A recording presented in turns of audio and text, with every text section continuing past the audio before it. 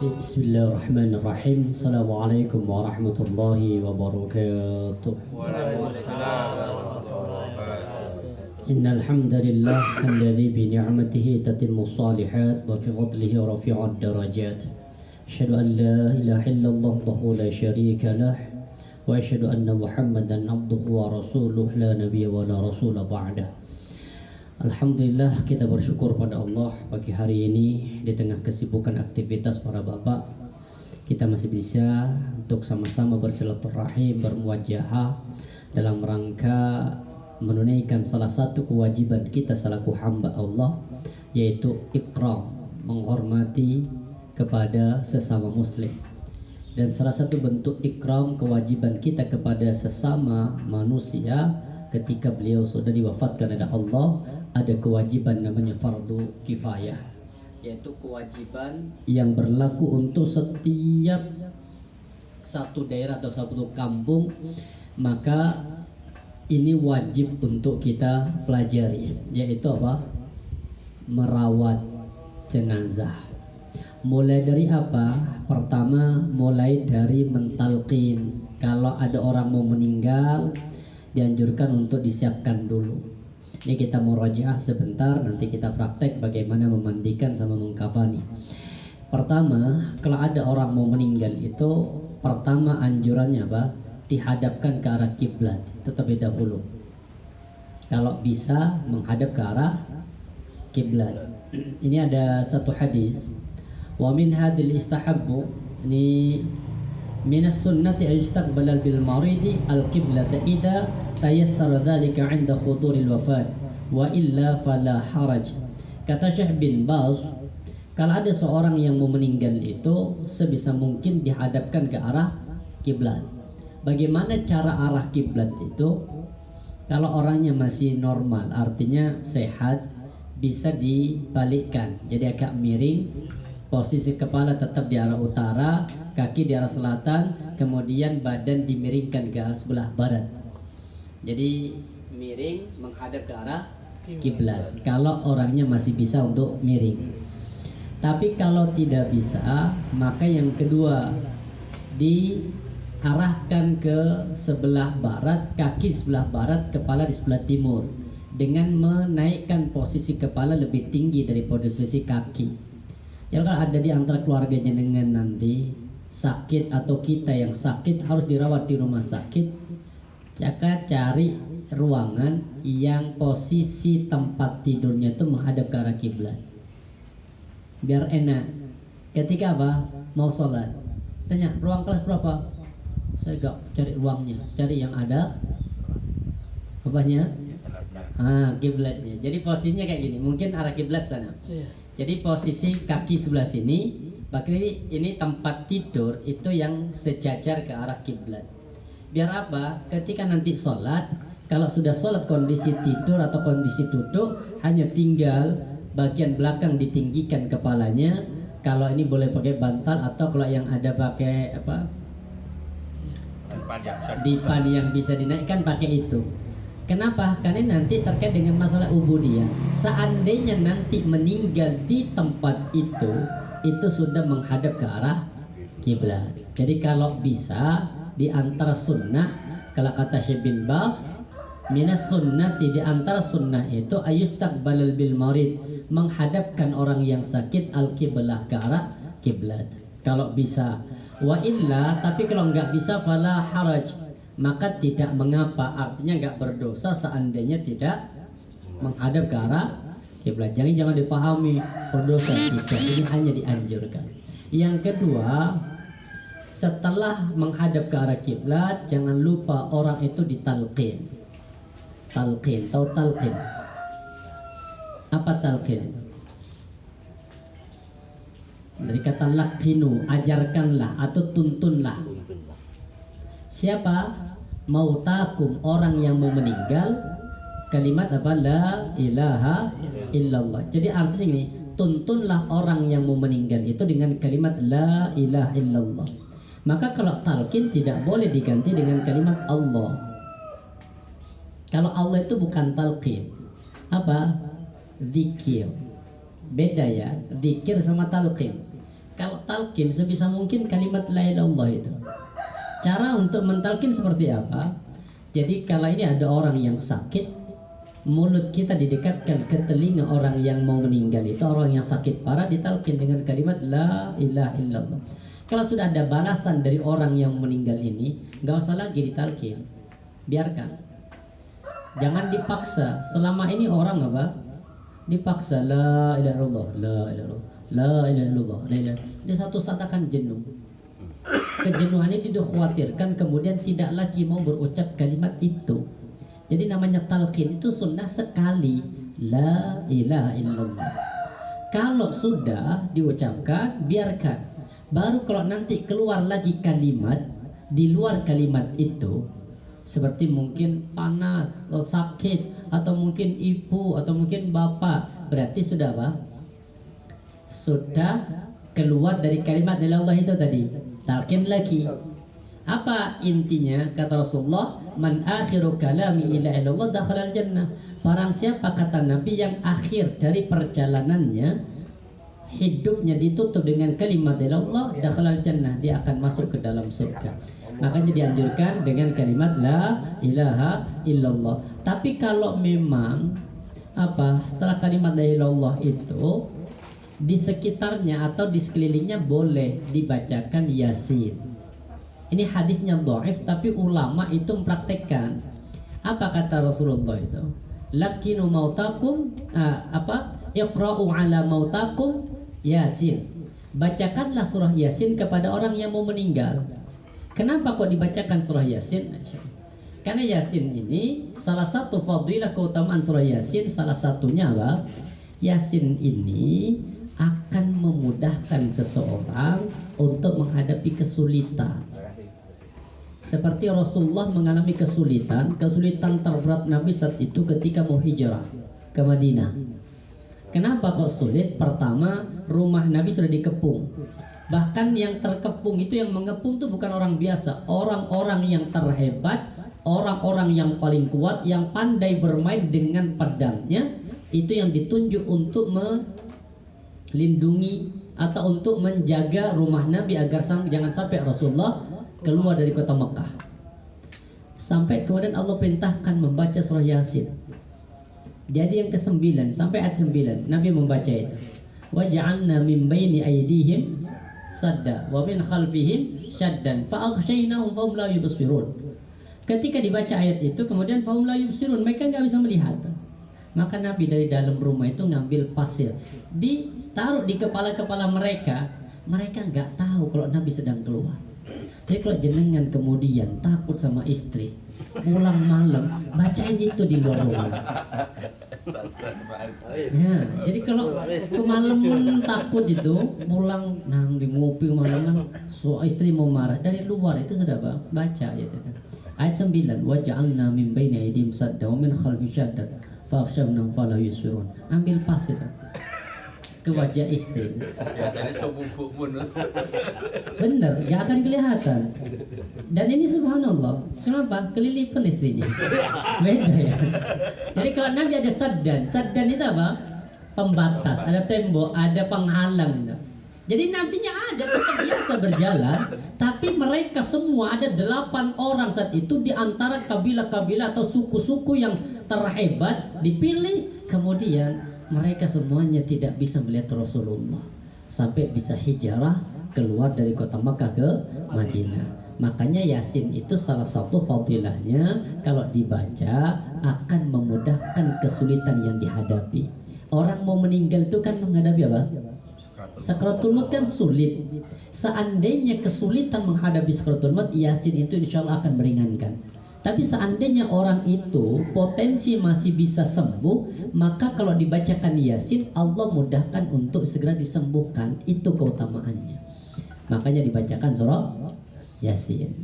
Walaupun hadisnya ini dhaif, tapi ulama-ulama salaf membacakan. Jadi kalau ada orang sudah berhari-hari kayak naza, hilang nafasnya, nanti balik lagi. Ada yang kejadian ini, maka salah satunya dibacakan surah Yasin. Kemudian kalau ini juga penting, siapa yang berhak untuk mengunjungi jenazah atau siapa yang berhak untuk menjenguk orang yang sakit. Ini perlu diingat loh. Jadi kalau ada orang sakit parah, yang mengunjungi itu sebisa mungkin orang-orang yang soleh. Ini ada apa dalam satu kitab, ini bukan hadis tapi keterangan ini. Wa min hadza istahabbu ulama'una ayyahdaral mayyitu as-salihun. Dari sini para ulama itu meyakini, berpendapat, berijtihad, berittifaq, bersepakat bahwa yang datang kepada orang-orang yang meninggal itu adalah as-salihun, orang-orang yang saleh. Kenapa? Wahlul khair, dan orang-orang yang berbuat kebaikan. Halatan mautihi liyadhakkaruhu. Untuk apa? Dalam rangka mengingatkan serta mendoakan orang yang wa'in'ulahu waliman yalqa, mendoakan kebaikan orang yang telah meninggal dan orang yang ditinggalkan sehingga terkumpul wa yaqulun khaira, sehingga tarfajama du'ahum wa ta'ammanihim malaika. Kemudian ini kan gambarnya begini. Jadi kalau jenengan datang kepada orang mau meninggal itu atau orang yang sudah meninggal, sebisa mungkin yang ngantar itu orang baik. Kenapa kalau seorang baik? Takutnya apa? Karena bersamaan dengan itu malaikat mengamini. Maka hadisnya begini, idza hadartumul maridah, kalau kalian mendatangi orang sakit, awil mayyiti, atau mayyit, faqulu khaira, katakan yang baik-baik saja. Kenapa? Fa innal malaika tu'ammanun ala ma taqulun, karena para malaikat itu mengamini apa yang kalian ucapkan. Makanya kalau ada orang mau meninggal, yang orang soleh yang menjenguk, maka pasti apa? Doa. Tapi kalau kemudian teman-temannya yang mungkin sesama geng, iya, bisa jadi bukan hanya suara skibah, diajarin nyanyi apa dan sebagainya. Naudzubillah kan. Makanya ulama menganjurkan yang saleh. Kenapa? Pertama akan bisa mentalkin, yang kedua bisa mendoakan. Kenapa? Karena di rumah orang yang kematian atau di rumah orang yang sakit itu malaikat mengamini apa yang kalian ucapkan. Setelah itu kemudian kalau sudah meninggal jangan lupa segera tutup mata. Jadi kan pernah Rasulullah ini Dakhala sallam ala Abi Salamah. Nabi itu waktu itu pernah datang ke rumahnya Abu Salamah. Saat itu Abu Salamah meninggal. Qad syaqqa basaruhu fa aghmadahu. Kemudian Abu Salamah ini saat itu Rasulullah melihat basaruhu, kepalanya, matanya itu masih terbuka. Fa'aghmadahu, kemudian menutupnya. Inna ruh idza qubida itabaqal basar, kata Nabi, karena sesungguhnya ketika ruh keluar dari jasad seseorang, maka ruh itu diikuti oleh pandangan mata, maka segera ditutup. Dianjurkan untuk ditutup. Baik. Kemudian fadajja nasun min ahli faqala la tad'u ala anfusikum illa bi khairin, maka jangan berkata kecuali yang baik, karena para malaikat mendoakan. Baik, sudah insyaallah ini hadisnya. Setelah itu didoakan kalau bisa. Mungkin ada orang meninggal, apa doa jenengan? Allahumma fillahu, boleh. Kalau tahu namanya, sebutkan namanya. Contoh mengunjungi jenazah orang baru meninggal, ada di situ. Allahumma firli, siapa namanya? Contoh Allahumma firli Ahmad. Ila ruhi gitu juga. Kalau ruhi kan nggak ada orangnya. Kalau ila ruh itu kalau jauh. Berarti kayak jenengan mendoakan ruhnya orang sudah meninggal. Ini sudah meninggal. Ini kalau baru meninggal, kita datang mengunjungi jenazah yang masih berbaring di tempat tidurnya, maka sebagaimana Nabi datang kepada rumahnya Abu Salamah, saat itu masih meninggal, baru meninggal. Kemudian waqad syaqqa basaruhu faghamadahu. Saat itu masih terbuka kedua matanya, maka Rasulullah menutupnya. Kemudian Rasulullah mendoakan, la tad'u ala anfusikum illa bi khairin. Kata Nabi, janganlah kalian berbicara terhadap diri kalian kecuali yang baik. Setelah itu Allahumma ighfir li Abi Salamah warfa' darajatahu fil mahdiin wafsih lahu fi qabri wa nawwir lahu fi wa akhluf fi aqibihi. Ini doanya 4. Pertama, Allahumma ighfir li Abi Salamah, ampuni dosa Abu Salamah. Yang kedua, warfa' darajatahu fil mahdiin, angkatlah derajatnya ke dalam surga. Wafsih lahu fi qabri, luaskan kuburannya. Wa nawwir lahu fi, kemudian apa? Nawwir. Apa nawwir? Munawwarah, sinari, berikan cahaya di dalam kuburnya. Wakhluf fi aqibihi, dan kalau di sini wakhluf, berilah pengganti dalam kebaikannya. Ini gambaran tentang kewajiban orang yang sudah meninggal. Jadi kewajiban kita kalau nanti ada orang meninggal, jangan ribut bikin apa? Jangan bingung yang dibikin yang apa biasanya. Langsung nyari bunga. Wah, bunga habis itu ditusuk di apa namanya? Ya, itu nggak ada sunnahnya. Artinya yang sunnah-sunnah dulu. Jadi kalau ada orang meninggal itu dulu dilakukan. Terlepas mungkin ada tradisi bunga dan sebagainya, itu tradisi. Tapi jangan kemudian mengalahkan yang sunnah. Setelah itu umumkan kematian, jangan meratapi, dan kalau bisa nih, habis ini baru kemudian kita apa? Memandikannya. Gimana memandikan? Itu sudah ada 3 bak. Pertama siapkan 3 bak dulu. Kalau pakai ini apa namanya, isi pakai bak ya. Kenapa harus 3 bak? Karena nanti itu kita pisah-pisahin. Bak pertama isi air biasa. Yang kedua, bak yang kedua isi dengan sider, bidara sama sabun. Jadi bidara sama sabun jadi satu di bak yang kedua. Kemudian di bak yang ketiga, baru dengan apa? Apur barus. Jadi pertama ambil air ini, ambil air yang apa? Yang biasa, yang masih kondisi belum kecampur apa-apa. Ini cara pertama. Apa? Pertama sebelum menyirami itu harus dibersihkan dulu bagian perutnya. Nanti kita praktek. Jadi kalau gambarannya ini orang meninggal, maka pakai air ini dulu. Pakai air apa? Air biasa. Biasa. Di jenazah ini didudukkan sedikit, agak tinggi posisinya. Kenapa? Sambil bagian perutnya diusap, diturun, ditekan ke bawah. Biar apa? Biar sisa-sisa kotoran yang masih berada di dalam perut itu bersih, keluar. Kalau tidak dibiarkan begini langsung dimandikan, khawatir ketika nanti diangkat, dikafani, dibalik, kemudian keluar kotorannya. Maka dianjurkan disucikan dulu. Kalau ini sudah, baru disiram pakai apa? Air biasa. Air biasa dulu. Apa? Anggota wudhu. Anggota wudhu yang disiram. Wajah. Habis wajah apa? Tangan kanan ke kiri. Kemudian apa? Kepalanya disapkan. Kaki. Ini bukan mewudhukan, hanya di apa? Dianjurkan sama dengan kayak kita mandi junub itu.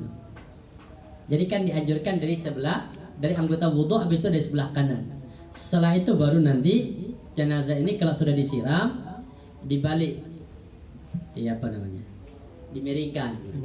Bagian belakangnya disiram juga, habis itu dibaringkan. Setelah selesai baru pakai air sabun. Hospidara itu baru semuanya menggosok. Setelah itu selesai, air yang terakhir pakai campur kapur barus. Itu yang dipakai untuk bilas. Kalau bisa 5 kali, kalau masih belum bersih 7 kali, kalau masih belum bersih 9 kali. Artinya dianjurkan dengan jumlah yang ganjil. Baik. Irsilu bima'in wasidrin wa kaffiru fi thawbaihi.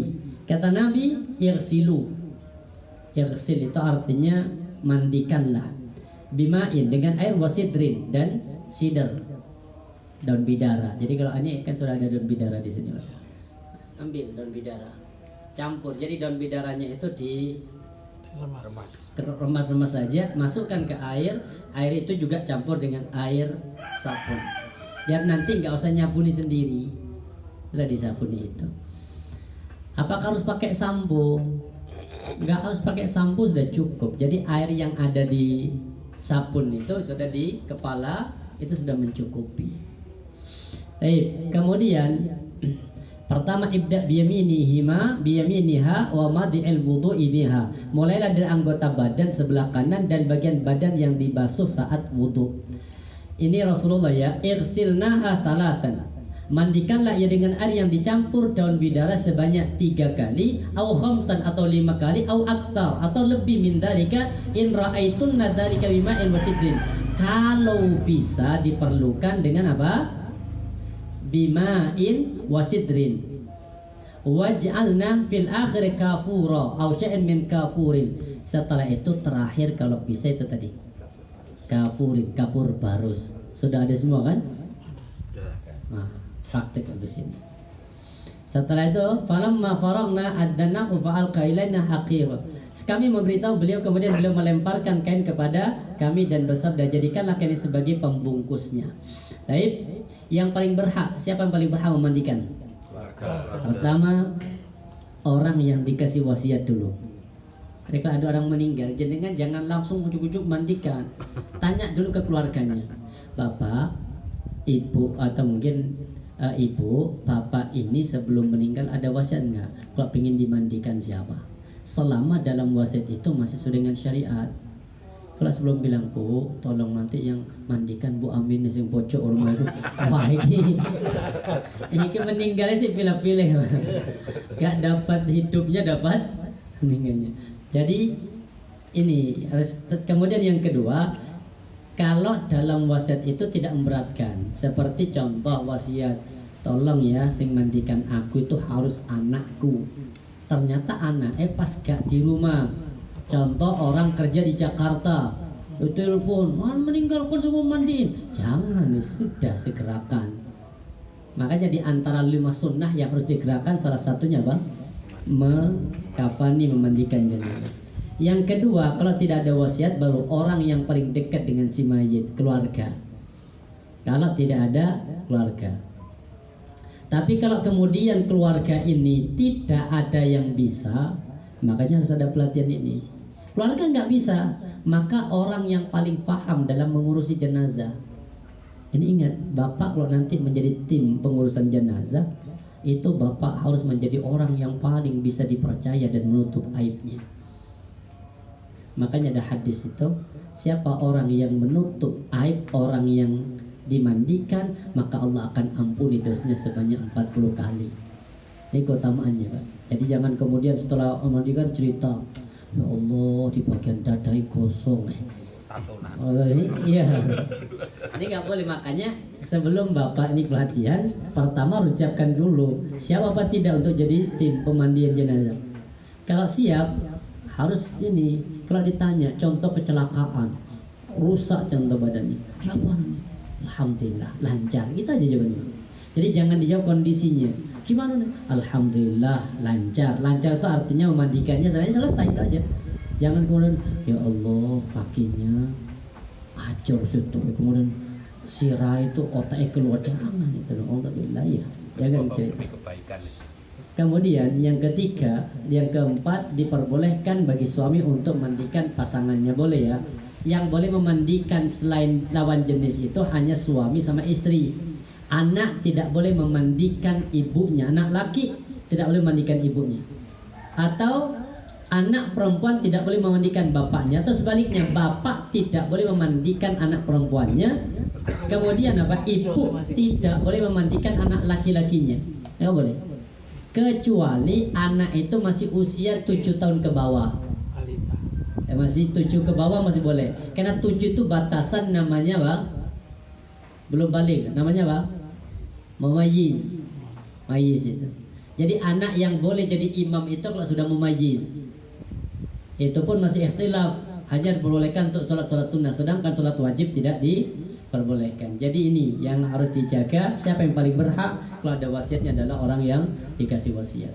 Setelah itu kemudian kafani, sudah insyaallah kafan sunnahnya 3 helai saja. Bagi perempuan berapa? 3 tetap. Hanya bagi perempuan itu ada 2. Ada apanya? Ada basahan bawah dari dada ke bawah, kemudian ada jilbab. Itu aja 5-nya itu. Kalau yang lain, kalau kain kafannya tetap Tiga, jadi 3 helai. Jadi sama, laki perempuan sama-sama 3, cuma perempuan ada tambahan, tapi nggak masuk dari bagian kain kafan, hanya apa, penutup. Maka hadisnya apa?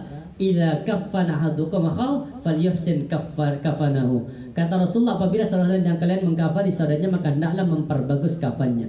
Disunnahkan untuk dikafani dengan 3 helai kain putih. Kafan seorang wanita sama seperti kafan kain laki-laki, nggak ada perbedaan. Warna putih sebanyak 3, ini sudah kita bahas. Kemudian ini juga, mohon maaf ya, kalau bisa kain kafan itu diambil dari harta yang meninggal, kainnya itu. Jadi kan selama ini gimana? Datangi orang yang barusan meninggal, selain kita menutup matanya, itu untuk mengatur tangan dan mengikat kaki, itu termasuk boleh ya? Iya, dianjurkan itu Pak.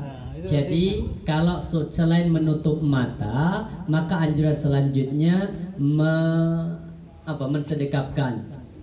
Kenapa kok segera disedekapkan? Pertama, biar tidak kaku, karena kalau sudah kaku nanti untuk disedekapkan itu agak sulit. Jadi seandainya ada orang yang baru meninggal, pertama tutup bagian mata. Setelah tutup, kalau ini mulut juga apa? Kalau mulut membuka, maka mulut harus diikat, ditutup, tarik ke atas. Kenapa? Sebenarnya gak masalah sebenarnya buka pun, cuma pertama nanti ketika memandikan agak sulit, air akhirnya masuk. Yang kedua, dikhawatirkan ada rasan-rasan buruk dari orang. Ya Allah, jenazahnya mangap, itu kan gak enak Pak. Maka ditutup, segerakan ditutup. Benar ya. Jadi sunnahnya selain mentalqin, salah satu yang dianjurkan adalah mensedekapkan. Itu diantara sunnah. Tapi kalau sudah tidak bisa ya tidak apa-apa. Artinya kalau disedekapkan susah gitu. Pertama, usahakan dulu. Dengan cara apa? Biasanya bagian siku atau bagian ini dikasih air hangat atau minyak atau apa, biasanya melemaskan. Tetap disunnahkan itu. Disedekapkan itu salah satu di antara sunnah yang menunjukkan bahwa ini adalah orang yang muslim. Beda dengan dengan orang kafir. Karena orang kafir itu kan gak disedekapkan. Kemudian bahkan orang Syiah sekalipun itu diluruskan. Maka kita sebagai umat Islam dianjurkan untuk disedekapkan. Jadi apa yang diikat? Pertama, kepala diikat, artinya mulut, rahang diikat. Yang kedua tangan, yang ketiga lutut dirapatkan, sama yang keempat kaki, artinya dirapatkan seperti ini sebagaimana yang biasanya sudah dicontohkan. Itu diantara sunnah-sunnah di awal ketika orang sudah meninggal. Jelas? Ada lagi pertanyaan? Yang talqin tadi, Iya. talqin tadi kan biasanya kan kalau sudah masuk dan berhenti. Nah ada juga orang itu kalau mau meninggalkan, mohon maaf ini ya, dermimil terus itu, Ustaz, dermimil, dia ngoceh terus gitu lah. Kalau ngoceh terus apakah kita la ilaha illallah juga terus gitu atau Iya, artinya sampai lanjut selama katanya ini kan sudah la ilaha illallah, ada keluar kalimat lagi, ngoceh lagi, dia ngoceh talqin lagi, sampai ngocehnya berhenti kita la ilaha illallah, apa saat dia ngoceh kita juga la saat ilaha ngoceh illallah? itu ditalqin, artinya dibimbing untuk membaca itu. Kenapa takut pas kemudian lagi ngoceh atau kalimat apa yang keluar bukan kalimat Allah, kemudian Allah cabut ruhnya. Namanya talqin itu dengan la ilaha illallah, karena keutamanya dengan kalimat itu. Gak cukup dengan kalimat Allah, Allah. Kenapa? Karena kalau itu bukan talqin, tapi apa? Zikir. Nyebut but. Jadi ditalqin dari kalimat la ilaha illallah. Insyaallah seperti itu. Ada yang lain? Untuk memandikan Ustaz, idealnya berapa orang? Kalau memandikan itu tidak ada ketentuan berapa orang, cuma standarnya kalau bisa sampai 4. Jadi 3 di samping, kemudian 1 di depan, di bagian kepala. Untuk apa di bagian kepala? Salah satunya untuk bagian menyiram sama bagian pegang kepala. Ketika nanti harus dimiringkan, beliau yang memiringkan. Ketika nanti membasuh bagian kepala, menggosok, mengkasih sampo, itu bagian kepala. Jadi standarnya kalau bisa sampai 4 orang. Bisa dalam satu baris atau bisa nanti 2 baris. Jadi apa? 2 di, kalau bisa nanti ini 5 kalau mau ini ya, 2 di samping kanan, 2 di samping kiri, 1 di kepala. Ini idealnya. Kalau lengkap ya, itu dengan sudah cukup lah. Lebih nanti. Hanya tinggal kadang ketika ada orang meninggal, aduh kaki suapu yang repot dikit. Iya, coba ya, enggak? Coba meninggal, lo nggak mendadak meninggal. Kalau tahu mau meninggal nggak mendadak kan ngomongnya gitu. Namanya orang meninggal itu rata-rata ya Pak, ya mendadak kan. Kalau tahu kan ngomong dulu biar saya izin, hari ini gak masuk apa ada tetangga mau meninggal kan enak. Jadi kalau makanya tim ini nggak bisa kalau hanya 5 orang, harus lebih. Maksudnya Pak, 1 nggak bisa, calling yang lain. Yang jadi masalahnya Pak Dar sendiri yang nggak kerja, gimana terus? Nggak masalah Pak Dar yang nanti membimbing. Yang penting kita tahu kita membimbing. Yang dibimbing nggak ada. Kalau yang dibimbing nggak ada suruh apa? Mandir dewe. Tak jepak tempatnya mandir dewe. Itu aja. Makanya penting karena ini masuk kategori apa? Wajib kifayah. Kalau seandainya satu perumahan ada yang meninggal, tidak ada yang mau untuk memandikan, semua satu perumahan ini nanti berdosa. Yang jadi masalah ada yang mau memandikan tapi nggak ngerti caranya, maka nanti dikhawatirkan padahal dia menghadap kepada Allah, tapi karena ketidak punya ilmu, akhirnya kadang salah dalam memandikannya. Yang perlu diingat. Kenapa? Karena kita lebih senang bukan dengan memandikannya, tapi dengan pernak-perniknya itu loh. Itu yang kadang kita kalau sibuk nyari daun kelapa, yang apa namanya tuh? Cengkeh. Ya, terus padahal jenazah masih di situ kan harusnya segerakan dimandikan. Kenapa kok harus disegerakan? Karena begini, ketika jenazah ini sudah meninggal, roh itu dibawa ke langit. Kalau orang mukmin, ketika sudah hadapan Allah langit yang ke-7, Allah berfirman begini, uktub kitabahu fi 'aliyyin, catatkan, kumpulkan dia, catatannya di 'aliyyin, itu tempatnya catatan orang-orang yang saleh. Setelah itu apa? Kembalikan roh, kata Allah, wa'idu ilal ardi, kembalikan ke bumi. Fa inna minha khalaqtuhum, karena dari bumi aku ciptakan mereka, wa minha u'iduhum, dari bumi aku akan bangkitkan, wa minha ukhrijuhum. Maka roh itu balik, fa ta'uda ruhu fi jasadi. Jadi roh itu kembali ke jasad, di mana? Alam kubur. Kalau kemudian ditunggu, berarti kan apa? Malaikat juga nunggu. Pokoknya anak sih di Jakarta mulai tiket, malaikat kan ngenteng kapan ya? Makanya dianjurkan segerakan. Wah, malaikat Elizabeth. Makanya kan soal malaikat si wakil apa? Antrian ini kan repot. Elizabeth kan sebagai banget. Baik, monggo. Ada lagi pertanyaan? Untuk memandikan jenazah itu harus punya wudu. Tidak ada anjuran punya wudu. Artinya tidak ada anjuran harus suci, harus punya wudu. Tidak ada anjuran. Namanya orang mau memandikan, siapapun boleh. Tapi seandainya punya wudu tetap lebih afdol. Kenapa? Karena mau membutuhkan orang, maka dalam beribadah apapun kondisinya kita lebih afdol dalam kondisi punya wudu. Kayak jenengan ketika mau berangkat kerja, wudu dulu di rumah, Pak.